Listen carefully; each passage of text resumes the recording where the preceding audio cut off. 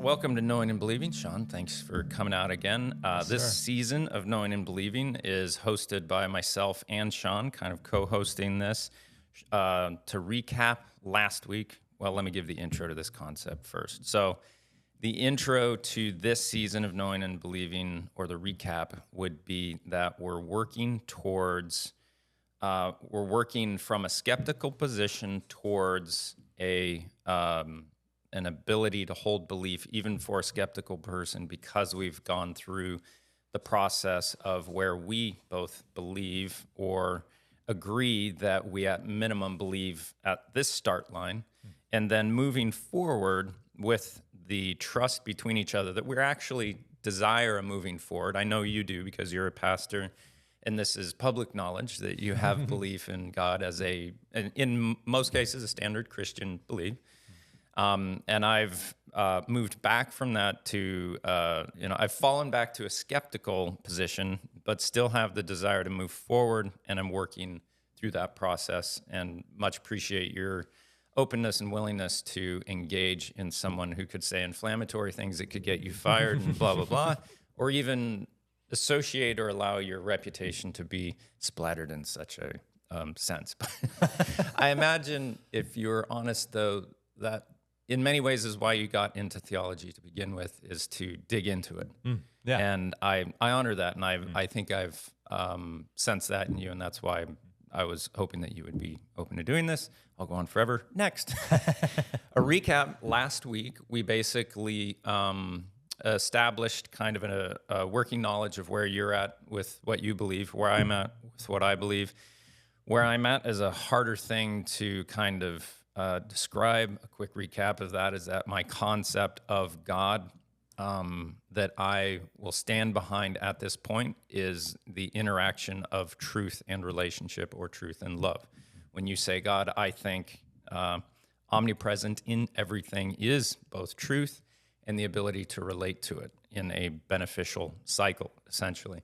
And moving from that definition of God, which is fitting to say that truth and relationship are in everything, so omnipresent, truth and relationship is the way of knowing everything, or knows everything, is in everything that is known. So it has all the characteristics of God, but in a more metaphysical way. Mm-hmm. So I'm at a metaphysical point of belief. My emotions believe. My intellect does not know how to defend it yet, and that's basically what we're working on, which is great. Third, our sponsor is Relevant Podcast Studios, where we are sitting right now. And if you would like to rent a podcast studio, blah, blah, blah. Resonance. What did I say? Relevant. That's a religious word right there. Resonance Studios. Let me get my sponsor right here. Resonance Studios, located in Biddeford, wonderful Biddeford, Maine. Let's see, you can contact us at trentbell.com, or I don't know. We'll figure something out to put in there. Okay, let's see. Now, for today, the thing that we'd be aiming at is kind of trying to find the first thing to focus on now that we've established kind of our different positions, while being two horses pulling in the same direction, essentially. And to me, there's the idea of, do we start with words? Do we start with truth? Do we start with, like, God, a definition of God? To me, even starting with a definition of God is a step or two down the road. There's kind of, you have to solve the issue of, oh my goodness, I'm conscious. What's that mean? And where do I start, and where do I aim? Now, for me, one of the first things I run into in starting to approach the idea, if we were to start even at what we're currently using in between us, words, before that, I start to get into, is thought possible without the use of words? So the thing that starts this conversation for me in that is that I believe it was on Hidden Brain. There was a woman who's a PhD in some kind of linguistics or psychological studies, and she had been in an accident or something, had a stroke, something of that nature, that had eliminated her ability for the use of language. And all of her memories during that time, when she couldn't speak or even use language in her own head, she's at the point now where she can speak very eloquently and is back to 100%. But during that time, all of her memories, and I think it was like a year or two where she was in this state, all of her memories are very deeply present but unarticulate.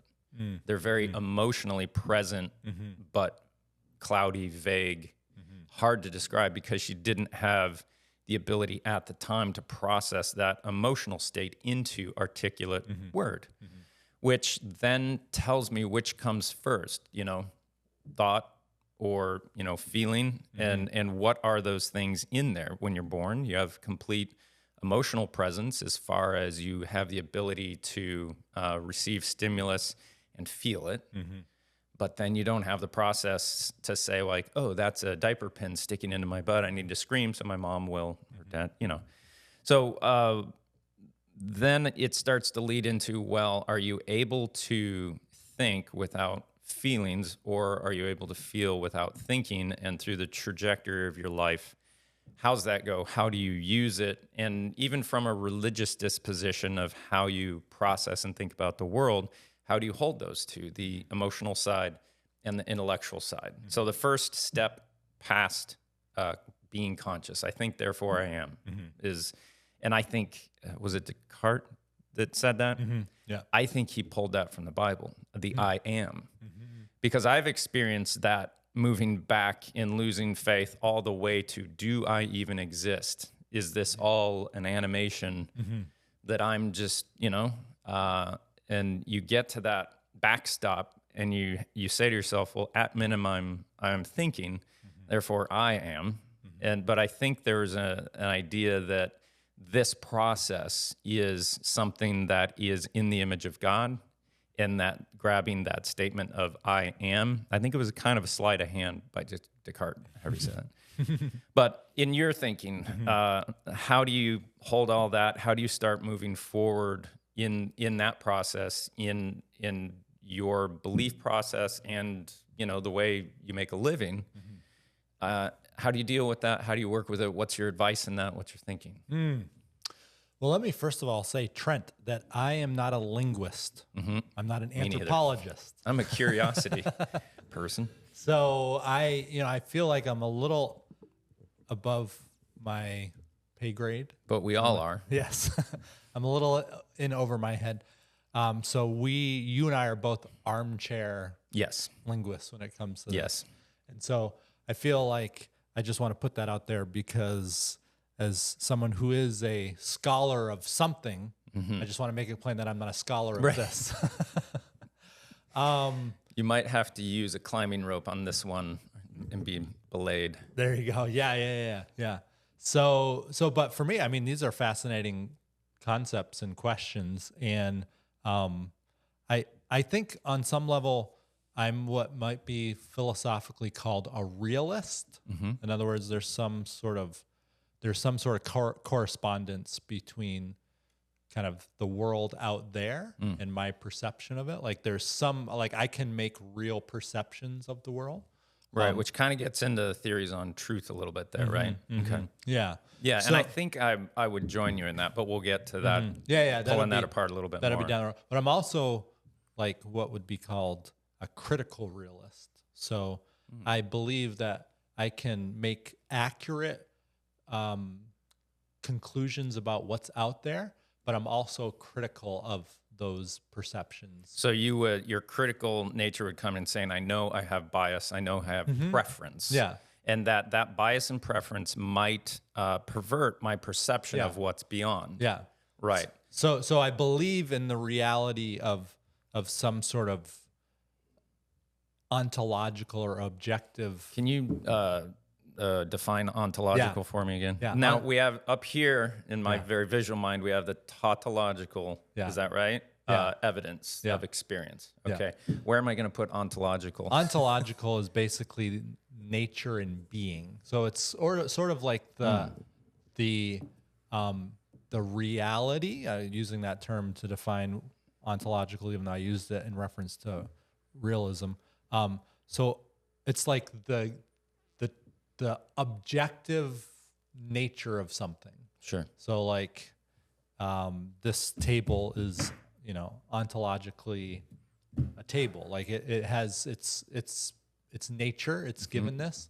So when we talk about ontology, we're talking about something that is like really real, I guess you could say, maybe to simplify it. Okay. So what did I use ontology in reference to? I'm trying to remember what I've thrown out big words. I'm just trying to impress you. And Yeah, impress others. I'm running. Well, it's really good to pin down these words and get a definition, a working definition that we can hold, so we can move more quickly and not have to keep, And that's what this whole podcast is about. Yeah. Kind of a cleaning house of religious terms, essentially. Yeah. So this is great. I remember what I was saying. So I believe in the ontological reality of something outside of myself that I can. You believe there's a process out there in the universe that has a creator with will behind it, and what we experience, this conscious reality that we interact with, is ontologically a process created by God. Would that be? Yeah, but I would say that. But I'm saying even more fundamentally, the ontological existence of something outside of myself exists apart from simply my perception of it, right? Yeah. So it's so not just you. Yeah. It's not just me an animation. Projecting. Yeah. It's not just me projecting onto something. Which then kind of sets you up to say the truth is outside of me, and I process the perception of that truth rather than I am the truth and I decide what's true. Yeah. But you still do have to decide what's true through your perception. So that's the critical part is even though I believe in the existence of something outside of myself that exists ontologically, my perception of it, I have to be critical of. Right. So that, like, I think there's some correspondence, but I'm always in the process of trying to ascertain it to more accurate degrees, if that makes sense. I mean, if I were to put it into a way that I can understand it and reference it in my head, it's very much the process of walking up to the Grand Canyon to get a look.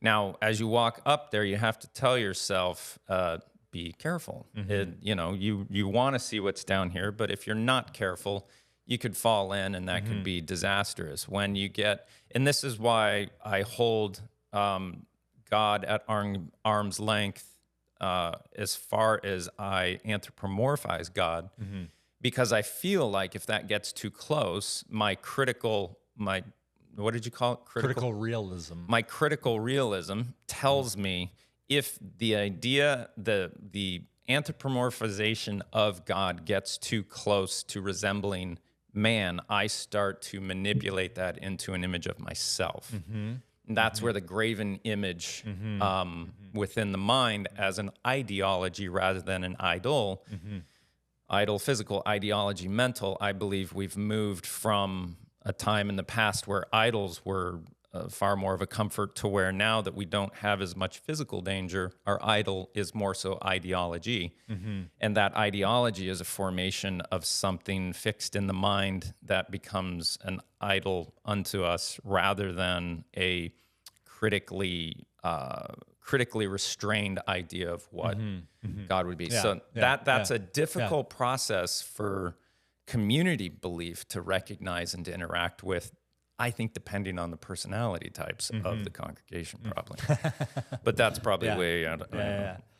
So I think this critical realism, I'm going to try to bring it back to language and ideas. This critical realism kind of tries to hold the tension between complete objectivism, where like the belief that everything I believe or perceive is completely objectively true. It's acknowledging that there is something out there that does objectively exist, but it also kind of combines the subjectivity. So we recognize that our perception of that is subjective and it is relative on some level. So it kind of avoids the pitfalls of both, where it doesn't reduce everything to pure subjectivism or relativism, but neither does it claim that one's understanding of any matter is like completely and omnisciently or all-knowingly, the exhaustive nature of the thing, if that makes sense. So how that relates to the question that was asked is Admittedly, my perception of language and ideas is, I believe in the reality of those objective things, but I also admit that language and ideas has been largely shaped by us, our experience, right? Yeah. And it's fascinating to me. I was just thinking about this as we were, as I was pondering, our topic today. I'm fascinated by it, and I haven't explored this a whole lot, but from a biblical perspective, it's interesting to me that God, according to how the story is told, God invites the first man and woman to participate in the creation of language in some ways. Naming the animals. Naming the animals. So it kind of points to and hints at the idea that there is, language, I would say, is a subjective experience. It is subjective, leading to an objective form of communication to help objectify and survive the world more. Yeah. So it's a commentary on some type of commentary on reality. Yeah, on reality. So the reality exists, but what we use, we can only interact with it subjectively. Yeah. And so we have to create this objectified version of our experience. And we primarily hold that in language. Yeah. Otherwise we're just picking up on body cues and expressions and grunts and, yeah. or But to answer your question about like feelings or thoughts, or could we have thoughts without language? Could we, our thoughts and feeling, like what comes first or whatever? I think, again, I'm not a linguist, I'm not an anthropologist, but it seems to me that there can be, like, feeling is maybe a form of thoughtless thinking, if I could put it that way. Yeah, no, 100%. Yeah. Now, let me try and recap what you just said there, because you're swimming at a deeper level professionally than me, and I have to put on my rebreather tank and go deep. And I have this analogy of my dad that he really enjoys these kind of conversations, and you've interacted with him enough to know. And for me, and I don't know if my dad will listen to this or not, but it's been really great for me to get to know my dad in his area through losing faith, which is ironic. And I have this analogy that, as a kid, my dad, I could tell he was making the effort to act like a kid and play with us and try. But what it felt like was we were in the kiddie pool, and there was this guy that had all this rebreather deep diving gear on, and he's in the kiddie pool, and everyone's like, "This is awkward," but you knew he was trying, And it was convicting. Yeah, it was hard my own parenting. It was hard to know. Like my father-in-law, like socially, is just like everybody. It's easy. He's all in. But the father that I needed most was the father that I have in my darkest time and my most difficult time. To have this ability to go deep with my father has meant everything to me, and has held my confidence in humanity, my desire to never give up on wrestling with this concept. That comes from my dad, and that ability to go deep. Yeah, very, very powerful, and very meaningful, and just on a father-son relationship level, to actually get to know my father, where before I loved my dad, I knew how much he loved me, but I didn't know him at that level of, which really great. But to for me to try and recap what you just said so I can understand it, the critical, what was that term you used? Critical realism. So the critical realism, that's a very utilitarian concept for me to say that I'm looking for the truth outside of me, recognizing that the truth is out there. I don't necessarily affect the truth with what I believe, but I have to perceive it with the faculties and sense that I have. But I also have to be critical in my thinking of, I might want it to be this. So in this sense, I need to show a little more scrutiny on the processing of what I believe this to be true. Now, in my own process of doing that, I have to tell myself, I want to interact with things in a new way almost every time I interact with them. Also, I get bored with them very quickly. Now, that puts me in a dangerous place for practicing any religious practice, because the whole, thing is much more so built on, here's what we've established. Okay, but if the idea is that you establish it once and it's completely true and it never needs to be established again or changed, that's a complete overreaction onto kind of a right-leaning or conscientious mindset, which can be very bad. So I think there's a reason for people like me, a sprinkling of more in the prophetic type of personality. And I don't mean God woke me up in the night, told me something, but outside of the group, seeing it from a different perspective, to if you truly say, I have care and affection for these people, but it makes me very uncomfortable being too deeply engaged in that for some reason. But when I sit outside of it and think about it and then share what I see from my perspective outside of it in love and honesty and truth and positive intentions, good intentions, that I do serve a purpose to say, I know you guys are trying to do the best thing here, but I believe I maybe see something that could be going down the wrong path here. That's essentially the work of a prophet. And I'm not saying I'm a prophet, but you heard it here first. In that sense, I still with people say like, well, do you think of Ellen White as a prophet? I'm like, yeah. I mean, she's got a crazy past. She has some trauma that is consistent with people who have prophetic ability and everything else too. That plays into it to where I say, yeah, I think she probably had a unique perspective and an ability to have insight on something that had been established for a while, and because of her relative different perspective and personality type combined, probably had some very interesting things to say.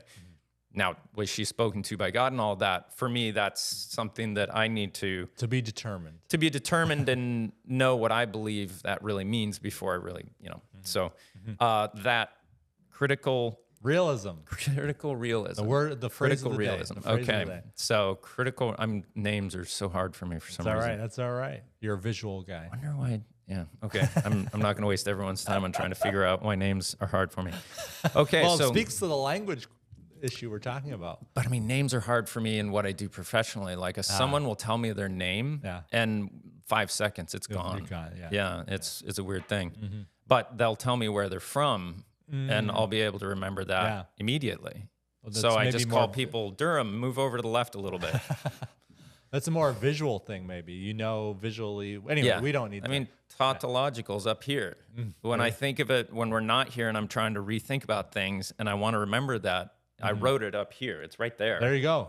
I hear. That's why I like paper, like Bibles, really, because I know where they are in the pages. You can kind of. It's tactile, and you're like, I know that it's on this page in the top left corner. And anyway, we're getting a little farther afield.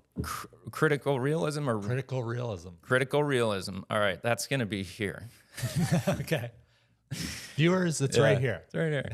Okay, so critical realism. I vote in favor of critical realism because that seems like I still feel at this point that truth is outside of us, and we have to be critical with our own desires. This is where desire comes in, and you have to push back on that, saying, I might want this too much, so I have to be careful. Okay. Yeah. Critical realist. Yes. And that's what I am. How did that apply to language and the use people, of thinking? Well, emotions? just for me, the acknowledgement that there is something real out there. Yep. But my ability or my tendency to describe it is admittedly limited.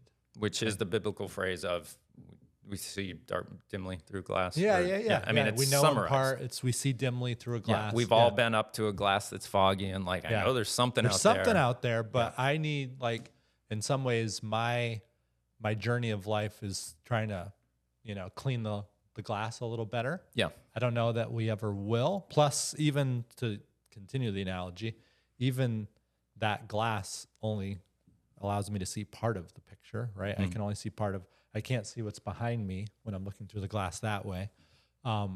So I am a limited contingent being, right? I don't have omniscience. So that's where the critical part comes in. That's not to say like that I'm totally just subjective and like totally out in left field. Yep. And it's not like when I look at this is maybe a bad analogy, but if I look at a blue sweater and I say, hey, that sweater is red. I know, we can get into the language thing, but all that is to say, it's not completely sliding the subjective so that like I'm just totally off on my perceptions of things. But I just need to have the humility to know that the language I use, to go back to the language, it's an approximation of what is really out there. Sure. And I'm trying to get and as clear as we can be on definitions, the more accurate our steps will be. Yeah. And, for us to really understand and discuss, well, this word came from and is not really our thing here. Yeah. And I would say that language is not objective. Like it is not. It aims at being objective. It tries to, but like as we're kind of getting at, like I don't know that the word phone came down from some we just made that up. Yeah, we made it up. Right? And so, as a follower of Jesus, I'm actually wrestling with like if I believe in the existence of or the creation of like human beings from nothing. In other words, like not some evolutionary process. I'm curious, like, okay, if I do believe that, did they automatically have language? And I think that's kind of what we're getting at. Yeah, and we had spoken about that a little bit last week, that like, okay, if you imagine yourself as an infant, you can imagine yourself being completely emotionally present and gradually starting to get the use of articulation of emotions into an utterance of a positive response to, which somehow in English forms a yes. And then a no, and then from there it just kind of grows. Yeah. That's a discussion for deep linguists. Like, I can conceptually feel that kind of in the same way when I watch my kids start to take their first steps. The feeling of taking those first steps, I could remember. It's a very it's not an articulate thing, but I could feel it in my lower back and my thighs, like fully, like, whoa, I remember that sensation. Yeah. I don't have the memory, but I'm feeling it. Yeah. It's weird. Well, what's interesting though on there, and this is what gives me a little pause, is like for a while I was doing this feelings wheel with my children every supper, dinner time. To steal this one. We would take this big wheel that has all these emotions. Yeah. And we would say, okay, what are you feeling right now? And it would be like, the broad categories of happy, sad, angry, whatever. But then from there, it's a great idea, by the way. Well, they kind of got tired of it after a while. But of course. But anyway, that's another story. So I was just trying to help them get vocabulary and better articulate how they felt and to lean into emotion. Yeah. But what I discovered, it's fascinating. Like the more accurate you can be with the language you use, the more understood you feel. Yeah. And so there seems to be the more ground you make towards not having to deal with those things later. I've encapsulated this to a high degree. If we need to break it back open to talk about it, I'll be open to that. But I've got a pretty good summation of that. I can move on. Yeah. So like the more accurate you can be in describing your emotions, the more understood you feel, the better you feel, the more you feel like there's correspondence between your experience and the language you're using. So I'm intrigued by that. Like it almost does seem like there's some, again, ontological connection between how we experience the world and how we feel and some sort of language experience. So I'm curious about that. Like that, all that to me kind of speaks to the idea that, whether or not we were born, quote unquote, or created like with an implicit language, at the very least, it feels like we were designed, and I'm using that language, I know, but we were designed in such a way that we were meant to have greater command of language. Oh yeah. So that we can have a full experience of human existence. Yeah, if you take an evolutionary perspective or a young Earth creationist perspective or whatever, we certainly have a personified ability to interact, use language, and find articulation. The combination of those two has put us at the place where we name the animals, no matter what. I get that. Now, for the critical realism. Yes. Now, you got it. You got it. Critical realism right here. For critical realism, I think as I get to know that term and feel it more, it's always interesting to me too for words when you have felt something for a long time but not had a term for it. Yeah. And then you run into the term. Yeah. Like, oh, this has been like the first time I used cognitive dissonance. Everyone laughed at me because I was like, let's go surf, let's go skate, ha, ha, ha, I'm just having fun. And then it was, I'm having some dissonance. You don't get to use those words because you're dumb. There's kind of that like, where's this from? No, but it's like, no, that's my experience right now. And it's a summarization of it that this is useful. I get it. Yeah. So now you and I, critical realism, what is the other positions that someone could have on that and argue for that are not that? Because we both know that there's going to be someone who says, that's not the right way to look at it. What would they say is their way of looking at it potentially? What are other theories on that? And what are the arguments for and against that, you think? Yeah. Well, I think there's just plain old realism is one way of looking at it. Like there is less distance or maybe no distance between reality and my perception of reality.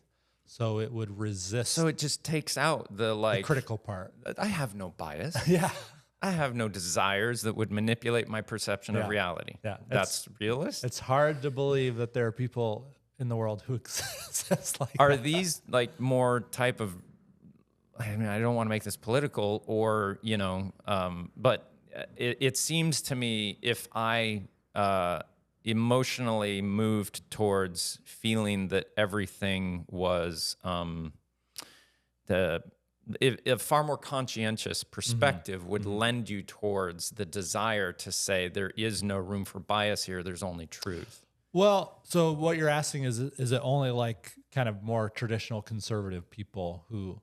Do they trend that way in I would your say thinking? so. Or? I would also maybe, describe realism as or maybe it's ultimate left because they're saying that my experience is true. There's no need to be critical about what I want in perception of this. Yeah, I guess you could look at it from that angle. I think realism has some correspondence as well with maybe just empiricism. So I would say a lot of times the scientific community can be kind of these implicit realists or, empiricism. Yeah. There's basically like... I mean, the scientific community is ultimately conscientious in that they're looking to continually objectify by empirical means. Yeah. So there's no room for perception here as much as empirical. We're not taking a step until, because if you build this one step on a faulty little number thing, everything else is going to fall later. So it's like math. So critical realism on some level kind of was a response to this staunch empiricism where, there's people in the scientific community or in the philosophical or historical community who are extremely confident, go back to that word we used last week, that their conclusions are like airtight and ultimately certain. So critical realists are like, but wait a minute, hold on, time out. Right. And then of course, on the opposite side of things are like the kind of the postmodern subjectivists, like everything is just our Unpinned perception. Yeah. There's no correspondence, and I'm being maybe overly reductionist here, but there's very little correspondence between reality, if reality even exists, like realism, if there's ontological reality.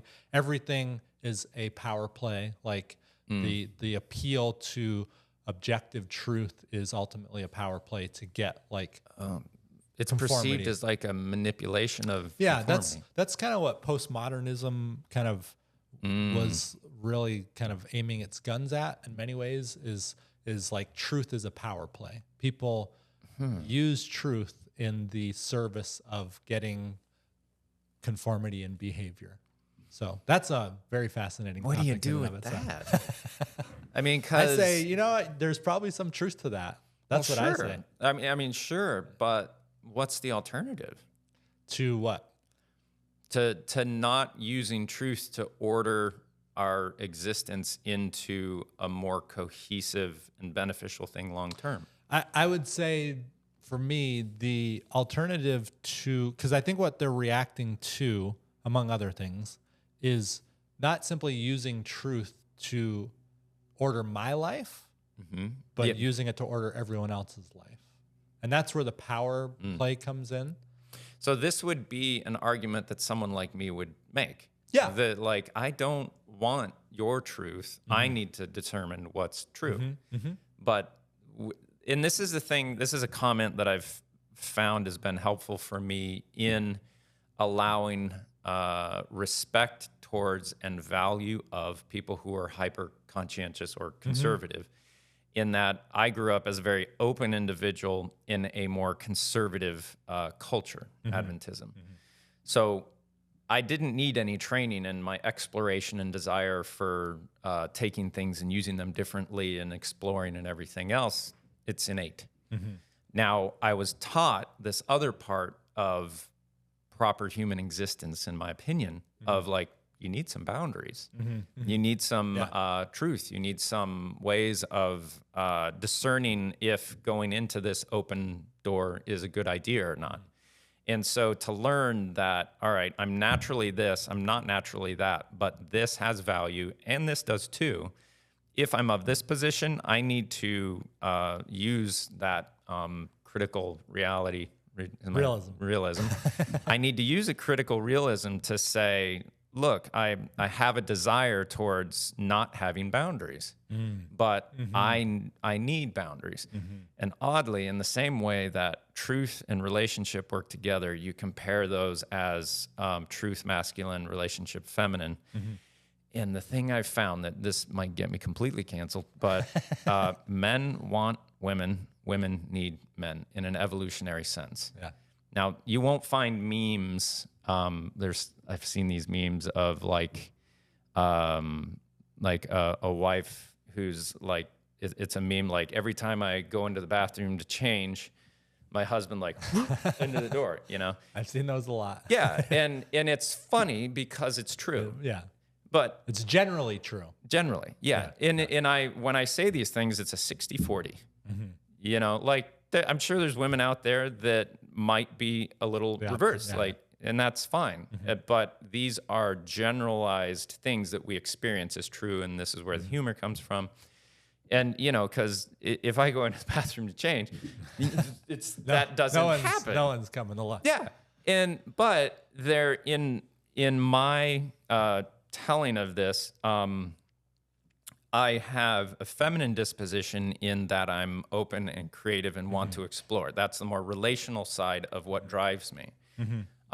So if you want to talk about gender, Trent, I mean, this is a whole other topic. But. Well, it all applies. But that idea of I am this and I want that, but I need this, in the same way that truth and relationship have a want-need cycle. Truth is needed in your ability to safely interact with things. The more you can have truth on your side as you react with new things, the safer the reacting with new things is going to be.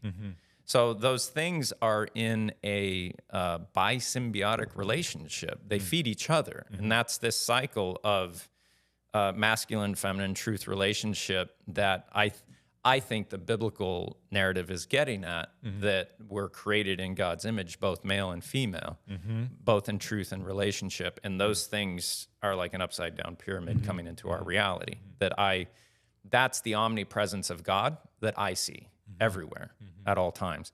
And my personality is more of that disposition, while I'm masculine, that I'm constantly, I'm an objectifier. I'm looking to experience and then create truth out of that experience. I think that's probably going to be a completely separate episode to get into that far down the line. Okay, but critical realism, important in moving forward. I think we both agree on that. The other ideas of just realism without the critical are more so, in my perception, and I think in yours, a dangerous isolation of a propensity to go one way or the other without this balancing realism. But you got to have some critical thinking in there. So yeah, that's okay. good.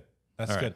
Right. And I would say, like, probably from our experience, we have encountered the more of the realist, you know, in the religious communities in which we've traveled. I think probably there's many people who would say, no, the real problem is the strict postmodern subjectivist. You hear, at least depending on who you talk to. I know, but like, and we're in northern New England, we're in the burnt over district. Yeah. So the people that are left are going to be naturally more conservative. It's just how it is. In England, it's going to be the same. The people that are still going to church in a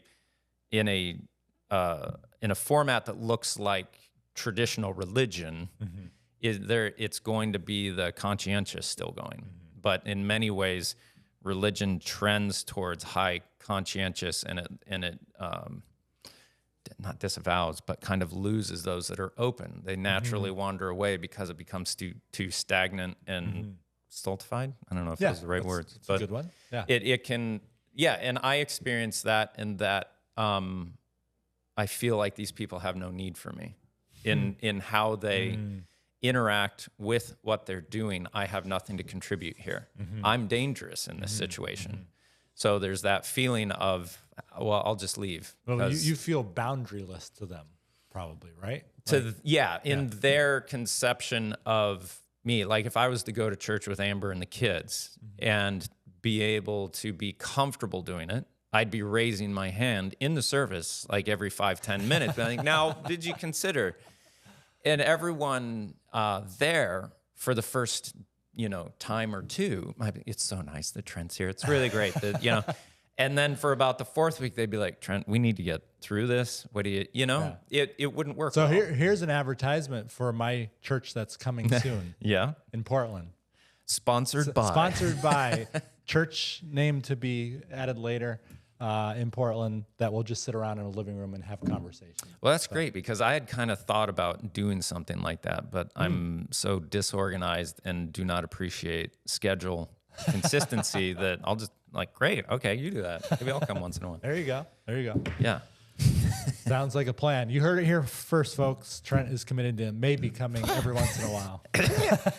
Yeah, I'm committed to maybe every once in a while. Yes, I'll do that. There you go. So think versus feel falls into critical realism, and that I'd say in the critical part of it, you have to think, now wait a minute, what do I want, and how's that misleading me?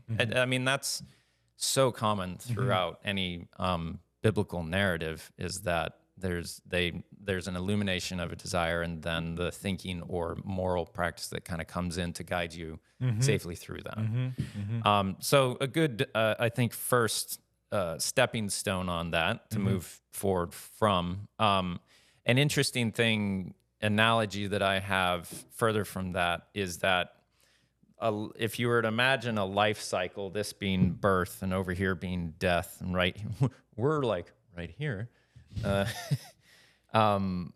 Fully emotionally present. So let's say this is your 0 to 100, and this is your timeline going that way. at birth, you're pretty much 100% emotional, and your intellect or articulate knowledge is just zero. This just is. Now, as you age, your intellectual abilities, as you move this way in time, they increase. But we have the experience of our emotional abilities decreasing with time, if we're honest. And I think that there's it's a maybe. It doesn't have to be. For me, I experienced a high emotional presence and probably drive from my emotions throughout most of my life, which, probably almost ran my marriage into the ground and would push me towards a lot of things that I couldn't get out of my own way for, right? So as I moved forward in time, my emotional capacity kind of started to dive, and my intellect increased, and I got to a point where I said I have to 100% kill this emotional part of me to choose to do what's best for my family. And so that was at least an inflection point of leaving my own consciousness, in a sense, to look at myself from the outside and say, if I keep following this emotional state, I can at least know where this is going, and that's not going to be good. Okay, just put it aside and interact completely in an intellectual state. Now, that made me pretty hard over a period for years, and probably has had some negative effect on the development of my kids, but they still have a mother and father who are happy to be together. And so, there's a correction time now. But I think the idea is to get those things to meet in the middle. Yeah. And that is the experience of midlife crisis, in my opinion, is that you've gone through the absorption of experience, and now you either get to continue on and your emotional experience dies and you keep getting more intellectually developed. But for someone like me, the newness of experience maintains that emotional state, because it activates all those things again, and you start to interact with them, and it informs your thinking, right? So at that point, you get to choose, do I continue to develop my intellect and maintain my emotional state, or does the emotional state drop away? And somewhere in there is that loss of emotional experience if you don't realize how the process works. And it's encapsulated in the quote, I think Roosevelt said it, that comparison is a thief of joy. So in the first part of your life, easy emotional presence, because everything you're experiencing is pretty much new. That's why kids are just kids. Everything's new and it's incredible. But you see around, between like 10 to 13, you watch that disposition go from absolute joy to realizing that people are watching them a little more so. And they go, and I think that's why like 13 bar mitzvah, bat mitzvah and all that, and quinceañera. And I think we understand that there's a coming of age where your intellect, it's that position where you start to have experienced enough to where the constant joy in the moment makes you less childlike, and it makes you have more of a perception of what should be happening. And there's that loss of joy in that you have the comparison of, I thought this was going to be this, but it's not. And so this joy, this presence of joy starts to diminish if you're not careful. That's why we travel. That's why we go to another place to experience the newness of experience. And it awakens you. And then when you come home, you see things new. And that ebb and flow as you get to middle age is something to, I think, be very aware of. And in your thinking and feeling combination, that's how I kind of hold those. And so I'm now thinking and feeling in that sense, how's that relate to God and my perception of what is? I know that I can enter into experience to, in newness, activate those emotions. I have to listen to those emotions. I have to use critical realism to say, all right, through that experience, what did I learn? What did I enjoy? And was that right? Was that wrong? Was that safe? Should I do this again? Whatever.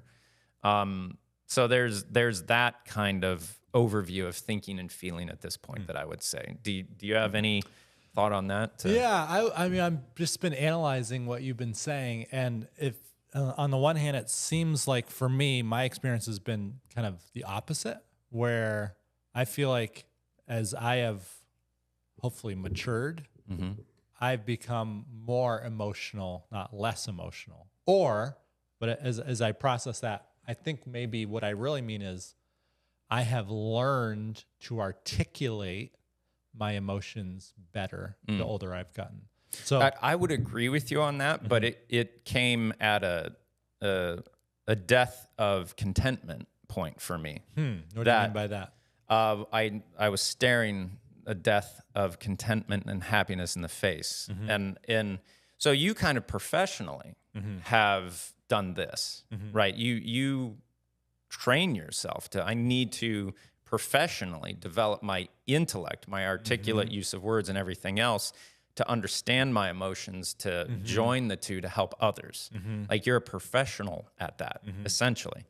I'm a professional at continually involving myself in newness of experience and visually encapsulating that and passing it on. Yeah. Which is a very different thing, and I don't interact with other humans very well, so it's probably good that I'm not doing it the other way. So there's that. So I guess what I'm saying, and I'm not contradicting what you're saying.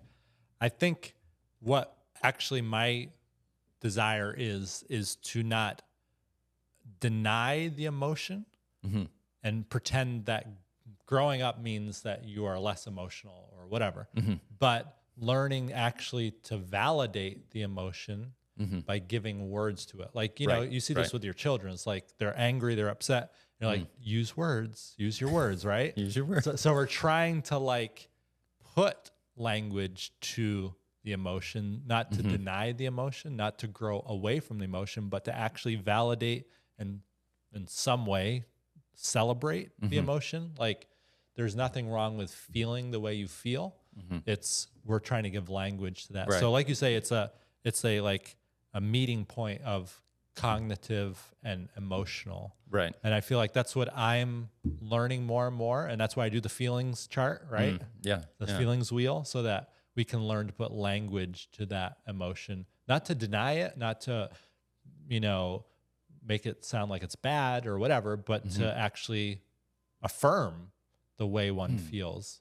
Yeah. See, that facing emotional death or whatever, how I just briefly described that, that was this is an experience and a story for me that was my second conversion, if you will. That Amber and the kids were going to church. I might have talked to you about this. They were going to church one Saturday morning. I take the time to read and be by myself because I can hear God when I don't have to listen to humans.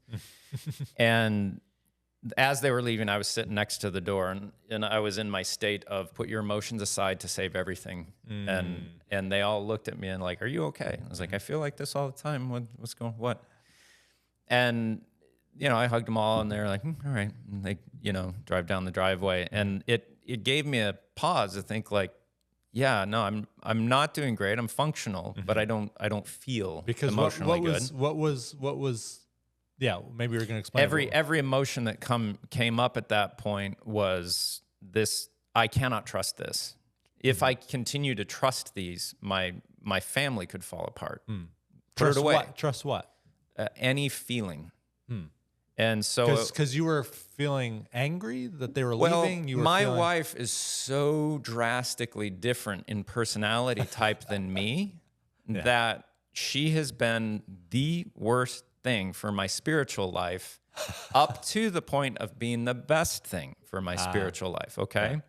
Now there's a whole explanation of that. Aristotle has this quote, and this will take some time. If you're listening, sweetie, don't pause this. Aristotle, listen to it. You had to listen to the whole thing. Aristotle has this, I think it was Plato or Aristotle, has this quote that I read that was like, if you want to get married, by all means get married. If you find a good wife, you'll be happy. If you find a bad one, you'll become a philosopher. And when I heard that, I was like, I can never share that quote, but I feel it. Now, let's be clear. Don't pause. Don't give up on me here. My wife is everything that I needed. And I am a better person for marrying her. I'm in a better financial place. I'm still married, and I have great kids. She is like perfect for me. Sometimes what's perfect for us is something that's very difficult to get through. And we become better people for having gone through it. Now, the quote from Aristotle is that, yeah, if you want, you could, $30,000, you get on a cruise and you don't have to get off the rest of your life. Happy man. Sure, okay. Or you could accomplish something, grow as a person, and not swipe your credit card and be on a cruise with free food and housing, and you just watch life go by. That challenge to understand someone so drastically than you expands your perception, consciousness, and ideas of reality and God and everything else so deeply that it's an enlightenment experience. And to me, that's where I've become, like, the world has opened up to me, because I'm so far on one side as a personality type, to interact with someone who's so far on the other side and as personality type is very attractive, but also deeply confusing. And I was deeply ignorant that people could perceive reality so differently.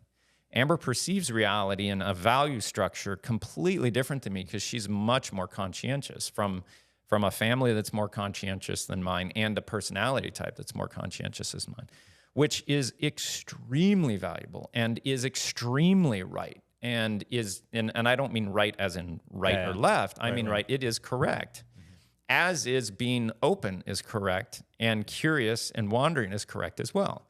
Now, I'm sure her experience has been very difficult for having been saddled with me, but I'm sure there's ways in her perception, thinking, and everything else that have been improved by having to interact with someone like me. I get that. So that's in a full encompassing, of this very satirical, kind of biting, sarcastic comment is what I mean and have experienced through that. And I wouldn't change anything about my choices. I am so happy that I've been able to have my life and experience expanded by interacting with someone like Amber. I wouldn't change that. But from the start of our relationship, it was very confusing, because why aren't you interacting with this idea of God in the same way that I do? Why do you do it differently? And she's so different that my slowness of intellect, once I've got it, I can do things with it. But to get it, it takes a long time. And it took about 15 years of marriage before I realized I'm not getting it. But this experience at the front door on Sabbath. Sorry, I cut you off with that. No, that one, Amber, conscientious people are reliable, they're consistent, and they do not change easily. And that's a really good thing, because if everyone was like me, who knows where we'd be, you know? So that's a good, beneficial thing. And I had that epiphany going across the bridge into Boston one day. It's like I'm beating my head against these religious ideas, and I can see it, but they don't. Why aren't they getting it? And I realized, well, if I don't do my job well enough in seeing a problem and outlining it well enough to where they cannot deny it, it's their birthright and their call from God to not change until you cannot deny that, yes, we do need to change. And that's the process of those who are open, essentially leaving the security of the ideology, of the religion, of the medieval city walls, to go out and find things that supply sustenance to come back into the walls, or materials to build that wall stronger. Those who are conscientious stay inside the wall. Those who are open leave it. If they fail when they go out, they are put on a spit and sacrificed when they come back, burned at the stake, if you will. But if they come back with something good that no one can deny, they're very, very highly rewarded for it. So it's not different than trying to make a living as a creative. You have to go out and make something out of nothing. If you don't succeed, you're going to starve. That's it. You know, but if you succeed, you're very highly rewarded. So it's a difficult thing. Sitting there, they leave, and after they leave, it made me think, well, what are emotions? Why do we have them? And why am I not interacting with them? How could I? And I actually wrote that on a sticky note. I put it on my wall that morning, and probably about 3 months later had a complete I wouldn't call it breakdown, but an emotional realization that this combination of intellect and emotion is the character and process of God. And I sat there and like cried for like 15 minutes. Wow. It's the weirdest thing to have like an intellectual conversion rather than an emotional conversion. And it was an intact intellect recognizing the value of emotions coming back that was kind of like an acceptance of God back at that moment, which is really weird. But I was just sitting there rocking and crying and realizing that at that moment, which was, and it's so funny because I'm like in this office with all these sticky notes on the wall and Amber and the kids are out there just going about normal life. And I come back out after this very deep realization and emotional experience for me. And, you know, I'm trying to hide it and I've wiped my tears away and they can't really tell, but they're just going on with normal life. Yeah. And I feel like I've seen God, like actually seen God. And it's so hard to share that in that moment, to like the depth of what that was. But it was life-changing, and it made me realize that these two have to work together. The feelings part of it, which I am, and the intellect part of it, which Amber is the most beautiful and consistent combination. But it's so difficult to get those two to play together. You want to just say realism, not critical realism, you know? And it's that forcing through that difficulty or staying with that difficulty, even in like, I'm sure you've experienced in marriage, is just like, man, if we were dating, this would have been over a long time ago.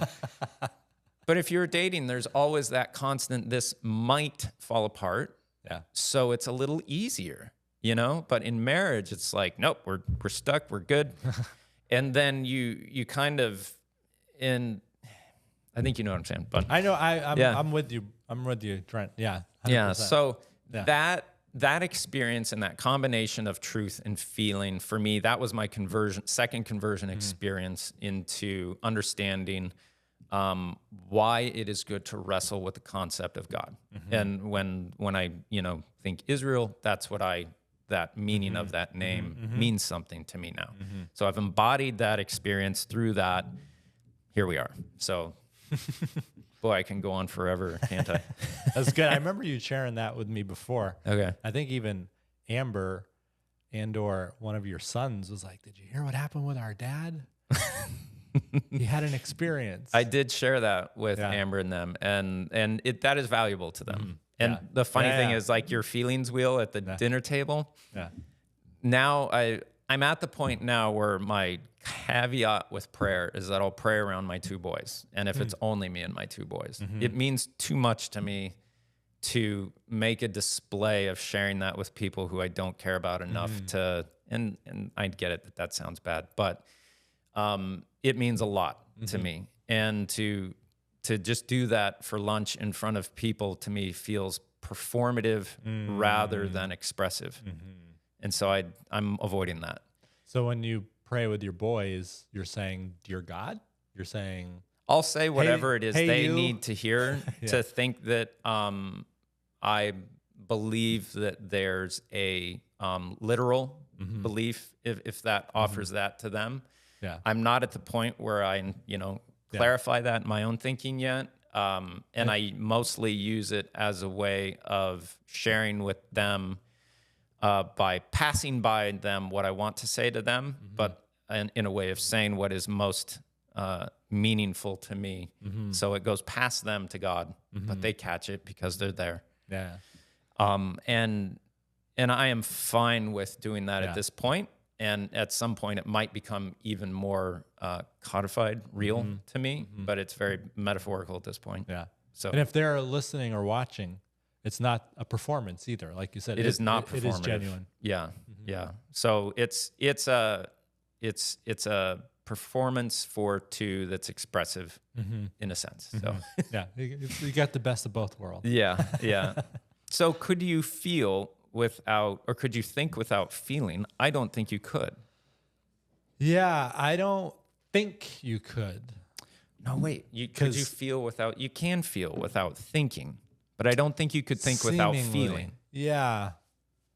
Now, AI is going to be thinking without feeling. Yeah. Let's not jump there too quick, but it's a way of saying what we've created as an ideology to interact with between humans, we've been able to extract out of ourselves and into a non-feeling entity. Yeah.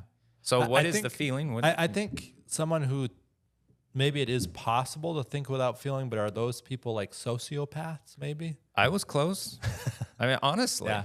You know, and that's where you start to make these unempathetic statements, unempathetic actions, and everything else. It's, look, feelings are weak. Cast them aside, do what has to be done. And to a large degree, that's what a man has to do while still not throwing them away. You know, you have to shore up yourself and you have to make sense of your emotional state. Yeah. But you have to still listen to it because it informs you of things you don't quite understand.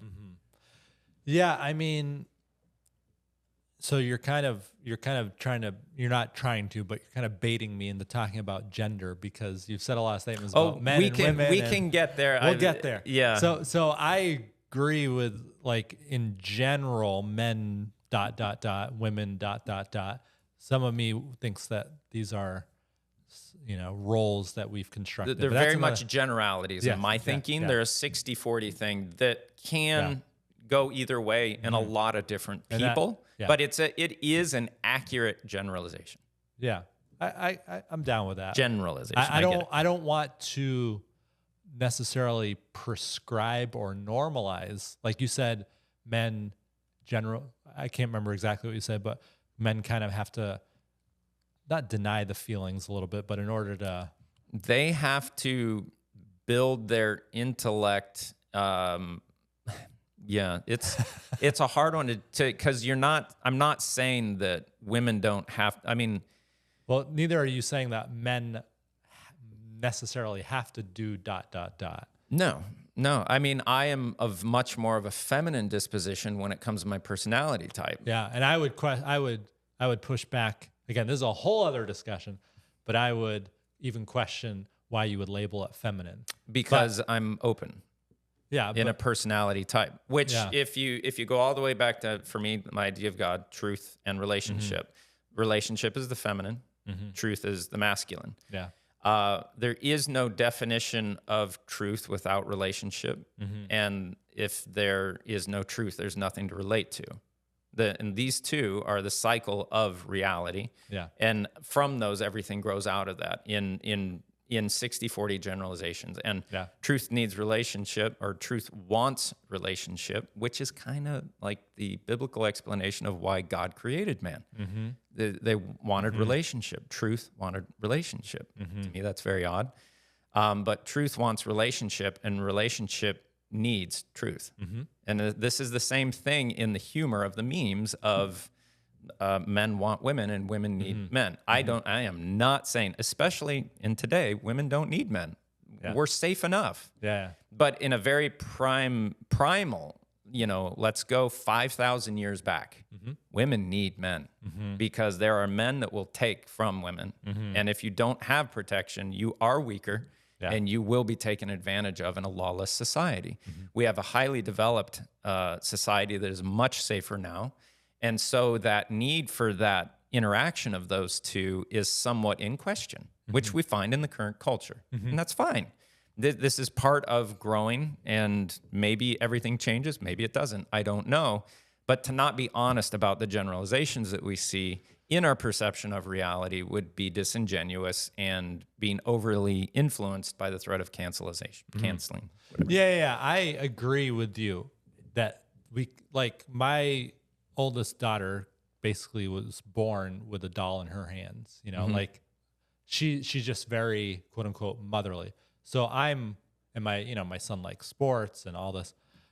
So I agree that in general, we see patterns and trends between men and women. And no one is required to stick, in my thinking especially, no one's required to stick to those. Yeah. So that's what I'm saying. It's just like, I'm a little less eager maybe than you, or certainly other people, to then try to make those normative roles. Now, what would that mean to make them normative?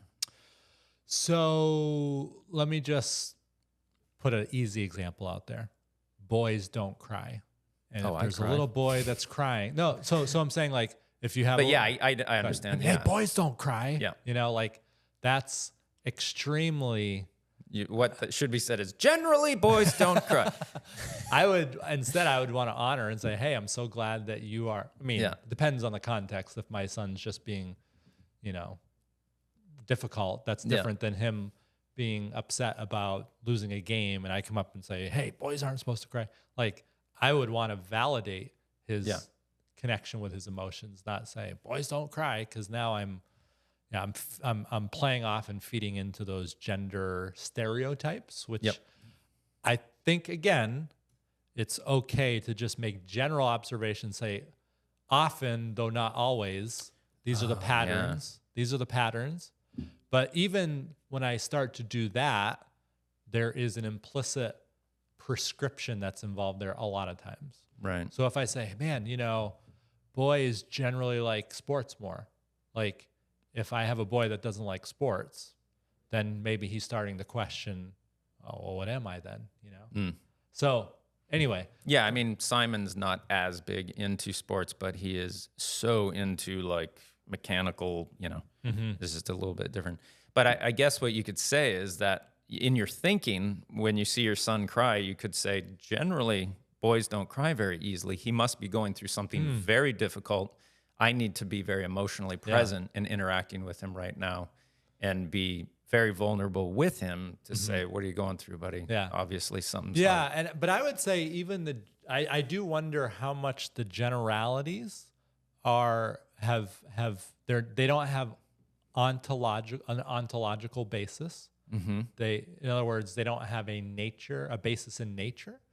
How much do they maybe have a basis in nurture? No, what do you mean by that? That they don't have a basis in nature? So, in other words, maybe some do, but what I mean by that is when you made the observation that generally boys don't cry, so this must be a really big deal to him. Maybe generally boys don't cry because they were always taught from so very nature, little nurture. Yeah. I currently would disagree with that. I don't really have any academic, you know, or study to pull from, but from a subjective experience, I wouldn't find that to be true. But as you're saying, it could be nurture to say that, of course, girls cry more than boys, and so then it's just passed on that, like, when a boy comes to the idea of this is really hard and I feel like crying, but I'm not going to because everyone's putting this pressure on me. Yeah, I think there's always these ebbs and flows with societal expectations and everything else, but across all cultures, men tend to be a little bit more detached from their emotions because of what the task is that they have in front of them to do, and in general. And then women have to be more relationally open, which would mean a higher emotional awareness for the tasks that they have in front of them. And typically, I would say that traditionally, the female relationality, it does seem to me to have biological underpinnings to some degree, right? Because they bear children a lot, you know. A lot, solely. Well, I'm saying not every woman does, is what I'm saying. But I don't know. I mean, I think, like, just observing my own son, I have one son and two girls, as you might know. I would say my son was extremely emotional when he was younger. And then at some point, it feels like he moved away from that. And it seems like for some reason there was a social component to that. And, and I'm not pointing at anything specifically. Same experience with my youngest son. Very, very sensitive. And because of that, I've watched him grow a very hard shell. And I don't know if this is accurate or not, but I feel like it's my fault. Now, I probably just feel that everything's my fault and I'm responsible for everything, and everything that goes right is me and everything that goes wrong is me. But yeah, and I feel it's interesting. My youngest son and I are of different personality types, but very similar personality types, in that he's very sensitive, but he's grown this harder shell outside of him to protect him from being hurt through that sensitivity. And I keep trying to encourage him towards allowing that to not be so hidden, which is hard for him because it's so sensitive. Yeah. So I think that's part of what I'm just saying is that yes, I agree with a lot of generalities. I just want to express those with care and great carefulness. Yeah. Because I don't want to be a part of perhaps a person like invalidating their unique personality. I heard one person articulate it. Again, we are probably way far afield, but it's good to maybe return to. One person articulated that if there's 8 billion people in the world, there's probably 8 billion different gender identities. So like everyone experiences their gender differently, and there's different combinations. And like I like sports, but I don't like fixing cars. You know, if I could never go into Home Depot ever again, I would be a happy person. Yeah. I'm about to own a home, so maybe that will change. But I like poetry. I like, beauty, photography, whatever. Like if that, does you that don't make own me, a lot of tools? I don't think I own any tools, Trent. Oh, you're just like my dad. Very, very masculine, but, very interested in these esoteric subjects and everything else. But then when it comes to being like he had like some pliers and maybe a hammer that did not have any scratches and sat next to each other in a shelf in the garage. And, I've got a whole garage full of all these tools, but it's because I like fixing, making, and, and that's just a different I will say I know how to change my brake pads on my car. Hey, that can be fun. It can be. It could be like I'm literally doing perhaps the most important thing for my family's safety. It's the only thing I do mechanically, and I'm the one responsible for it. And it's like, maybe this is the one thing I should know how to do. But anyway, that's a different topic. This is on the permanent. If the whole Brace family dies in a car wreck and it was brake failure, it's not going to be good for you. Oh, man. Help us. You're going to be so much more attentive next time you change those brakes. I try, man. I try.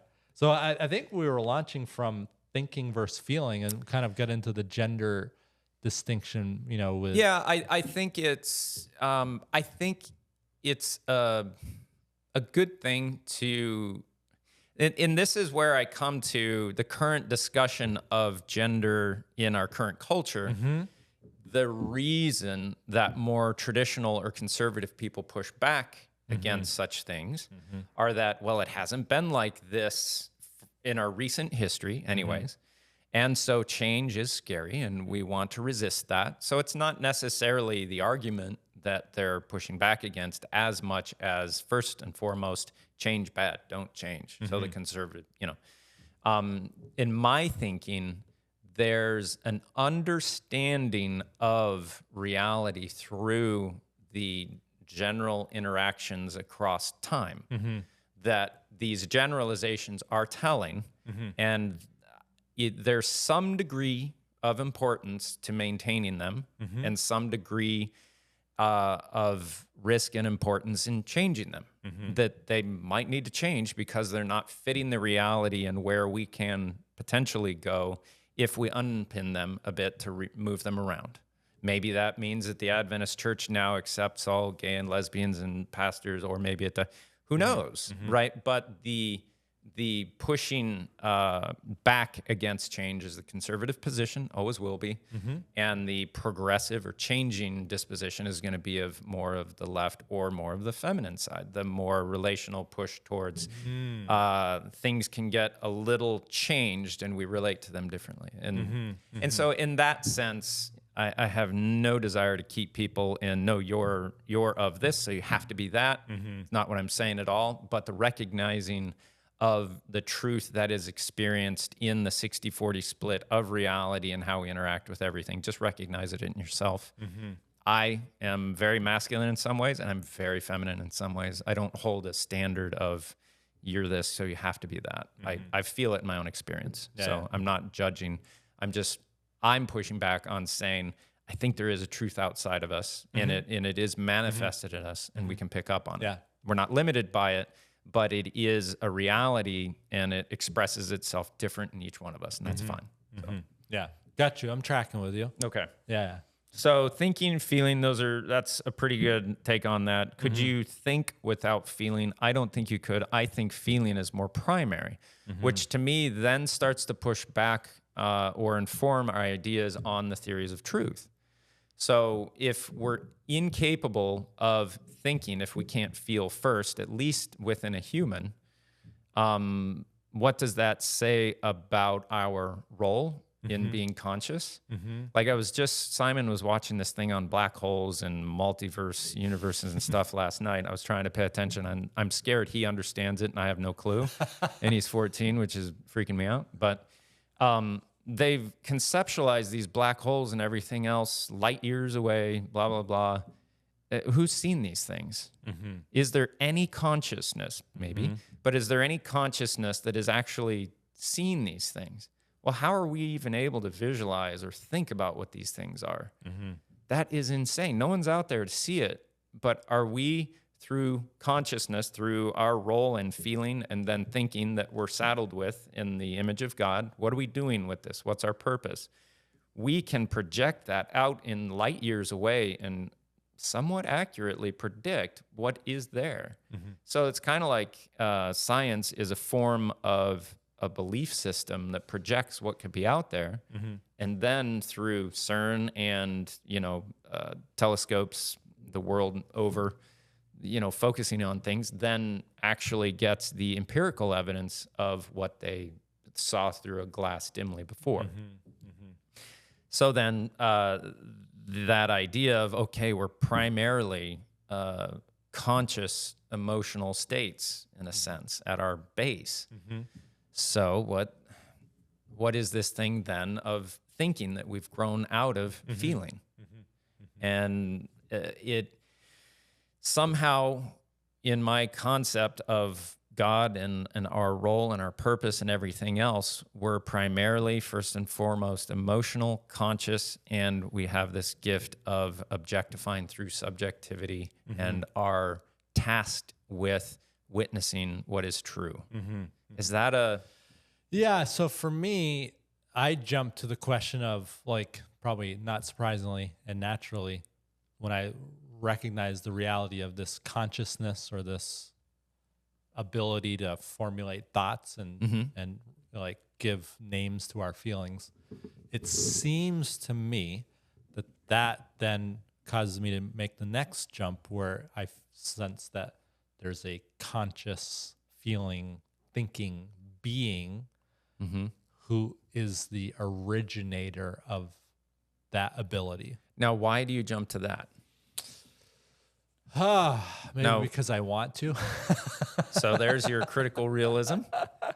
There's my critical part of the critical realism. We talked about that earlier in the episode. That's right. That's right. It just seems logical to me, and maybe I haven't. Right, but we haven't witnessed any of us create another world that we are the God of. So why would that be logical?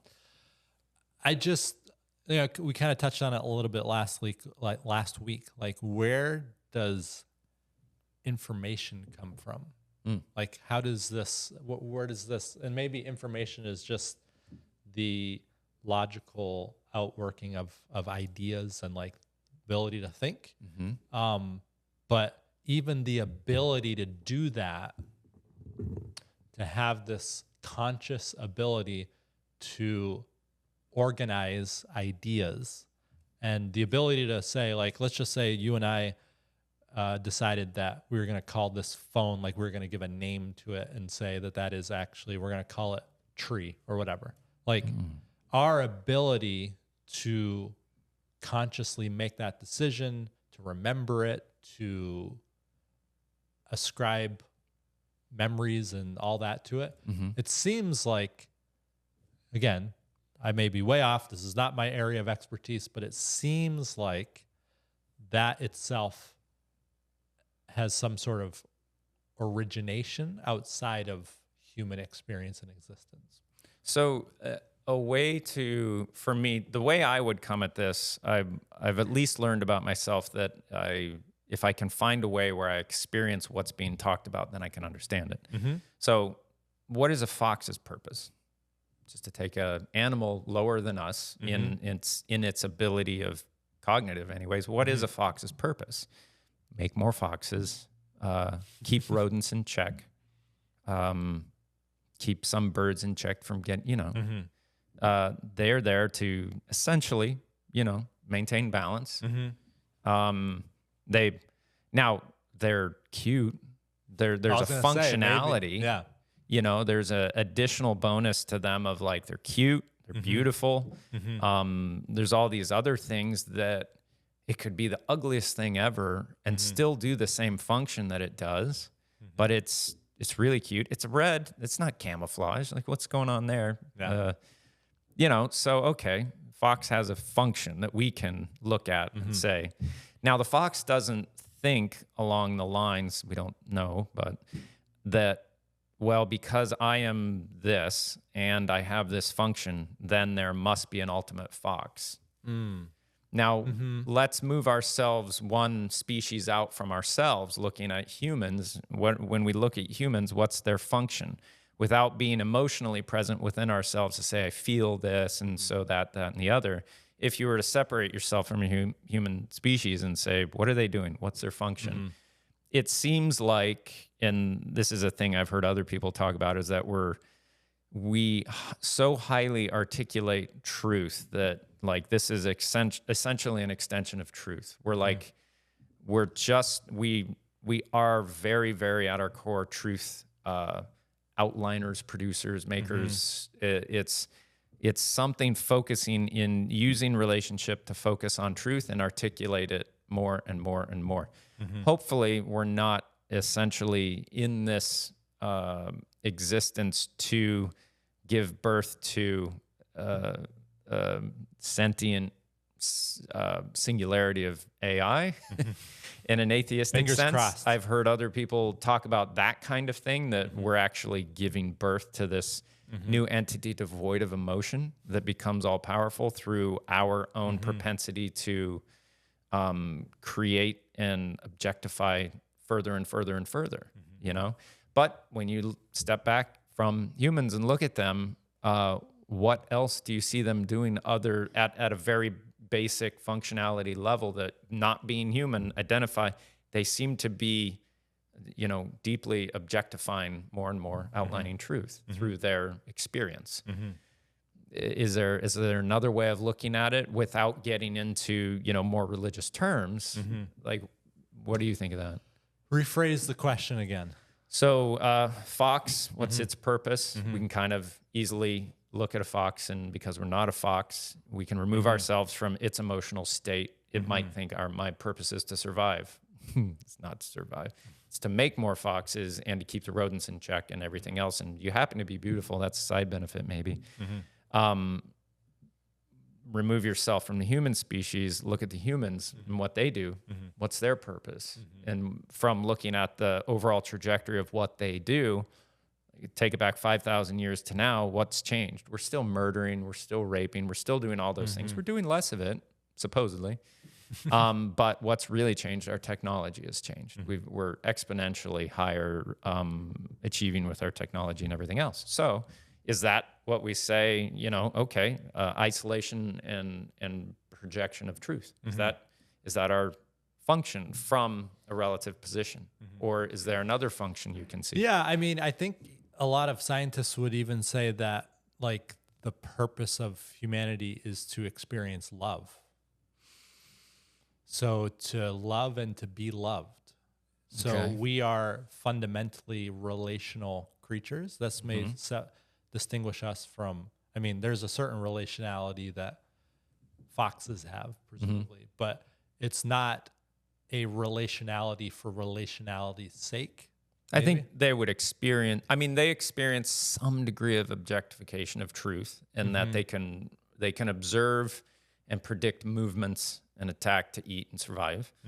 And I would imagine there'd be some level of affection, emotional chemicals at minimum between, a mother and its kits or whatever. But even that would, I think a lot of, as I understand biology, biological thinking, even that supposedly is for the ultimate purpose of propagation of the species, many would say, right? You could saddle us with the same, though. Yeah, but I don't know that is. I'm not sure I'm ready to affirm that right. that our relationality is only and completely for the service of propagation of the species. Maybe it is. I don't know, but yeah, maybe. Yeah, I mean, if you could, as an intellectual expansion, of the abilities of a fox, if you expand them into the abilities of human, we have the same abilities. They're just increased. So you could say what we experience, they experience as well, but in a diminished fashion. Then you go from a fox down to like a mouse, and then down to like an ant maybe, or whatever. Yeah, mosquito or Although, something. yeah, I think insects and hive mind things are different. And I don't know that necessarily diminishes the larger point that I would want to make. That like we, from a biblical perspective, there's a claim that humankind was made in the image of God. It doesn't say that about other creatures. So does that mean that we have some unique ability, or is it simply like what you're implying, the same abilities but on steroids, so to speak? Right. Yeah. See, I would say life in general is in the image of God, because you will find truth and relationship in every single aspect of life, but only with life do lies arise, which is interesting. But let's not get too sidetracked on that. But yeah, I would put all life in the category of where I think someone who holds more religious rigor would specifically outline with humans. Yeah, I would spread that to all life, in a sense. All life is outlining the character of God in its most positive moments, maybe. I don't know. Yeah. At its best. Yeah. So I'm not sure. I'm open to like looking at it either way. I don't know the implications of saying, hey, we're all kind of the same, but human beings are just farther developed, like more evolved, so to speak. And I'm not scared of that language as a Christian, to use that term. But I don't know. I think on the other hand, it seems to me that there is some uniqueness to humanity that is more than just a further evolution of what came before. So what would you outline in humans that's unique, that is not in other species in a diminished capacity or less capacity? Yeah.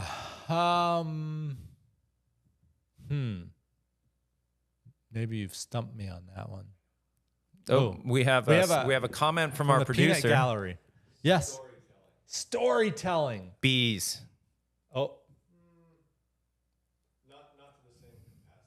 Oh, sure. Not to the. It's in a diminished capacity, but there's an ability to translate across time a story and directions. What about another one? Thank you. You've helped me at least. Tim has entered the conversation. Tim. He needs to pull up a chair here. I know. I'm impressed that he's actually listening to us. That's what I thought he was sleeping there. But I'm going to go with Tim. But in addition, storytelling is massive for humans. It's good. What about abstract reasoning? Now, abstract. I mean, what do we even mean by that? I've watched a few things on that. The denial of to then get is personified in humans, but birds, ravens will show they'll have something of value and they'll trade it for something of greater value in hunting or something like that. So projection of the future is not unique to us in that sense.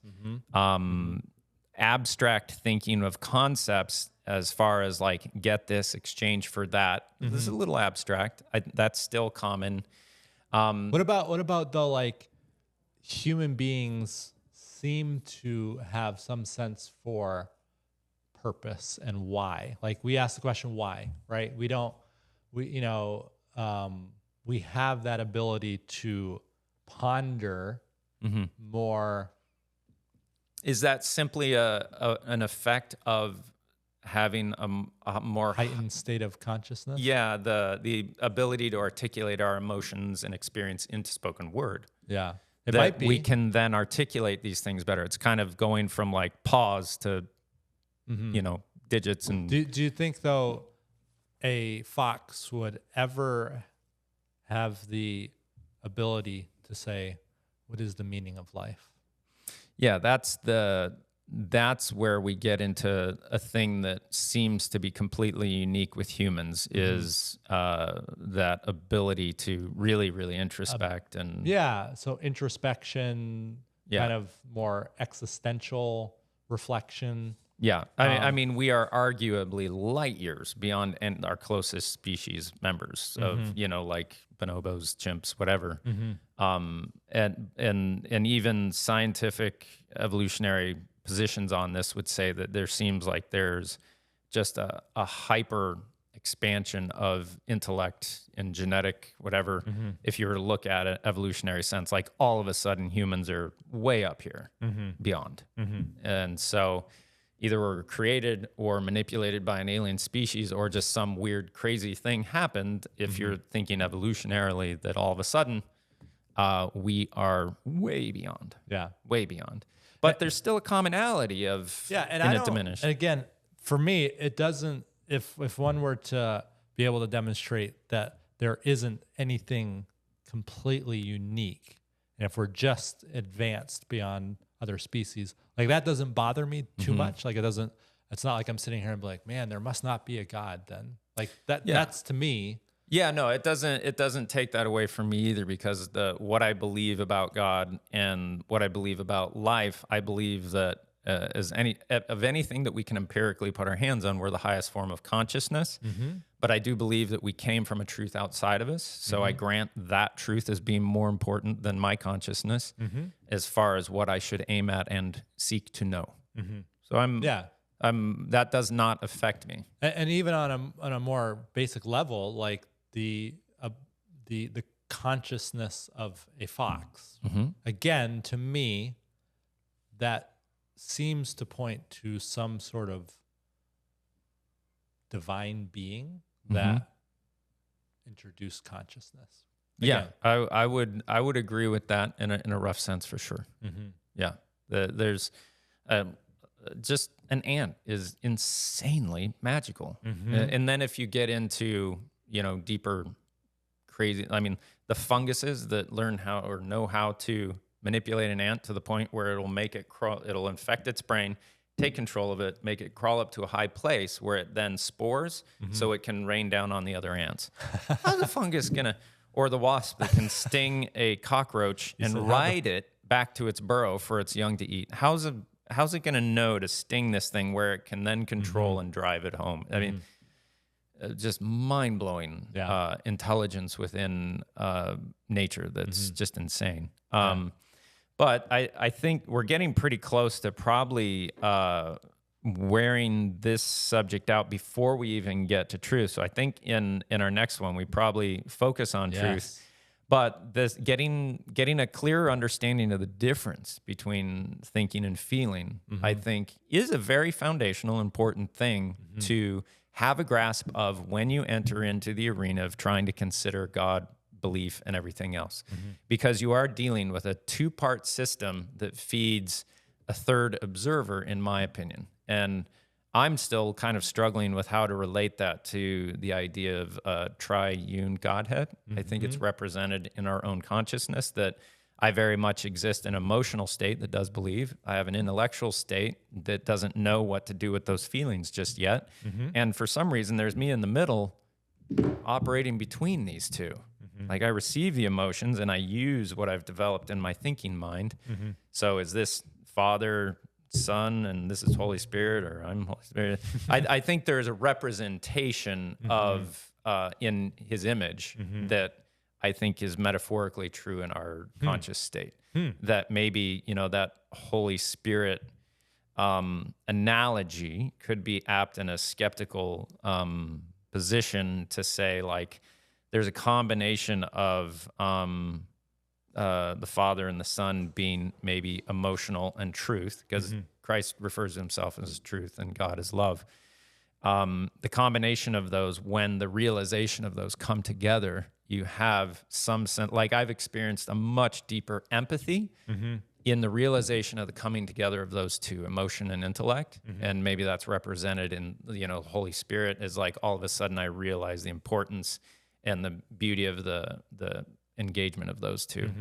I mean, just spitballing there. But so thinking and feeling, great things to kind of get a grasp of. I think we did a good job of outlining those to a degree. Could you think without feeling? I don't quite think you could.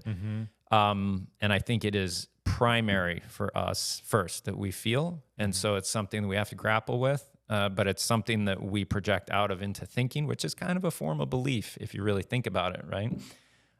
Could you feel without being able to think? It's been proven that you can. There's people that lose the ability to think that can still feel, that then get the ability of thinking back, that then can talk about it, which is really interesting. Beyond that, there's some other stuff to go into eventually, but words arise out of the subjective, numbers arise out of the objective, which is an interesting thing to start to grapple with when we look at truth. Numbers tell us about material reality, where words tell us about conscious emotional relation, which that's interesting to think about language and math, numbers and words, and where they come from, both objective. So science is much more so from an objective thing, and religion is more so from a subjective thing. And the two together are both getting at, you know, kind of the same thing, which to me, and numbers are objective truth, while words are auditory objectifications of subjective experience. So I think we'd kind of start by going over that on the next one, but then really going into the correspondence theory of truth, coherence theory of truth, pragmatic theory of truth, and deflationary theory of truth. Wow. I think only correspondence theory of truth is really the only one that you can put any money on, but big suspense for next time. Yeah, lots to ponder. I honestly, I love that we're not even able to get through that much, because it just, it gets at, like, every time a thing comes up, it triggers another thought and a thing to explore, which is fun. So yeah, sweet. Maybe we'll get to truth next time. Maybe. What is truth, right? All right, cool. Well, in anyone watching this, if you have any questions that you want us to tackle when appropriate or anything else, let us know. We'd be glad to do so. I'm going to be making these live sometime soon. So hang in there, and maybe just put us on when you're trying to fall asleep. We'll affect you through your subconscious. So, Shawn, thanks again. Thanks, and thank you, Tim. Figure out, and thank you, Tim. Good stuff, Tim. Yes. Yeah. Cool.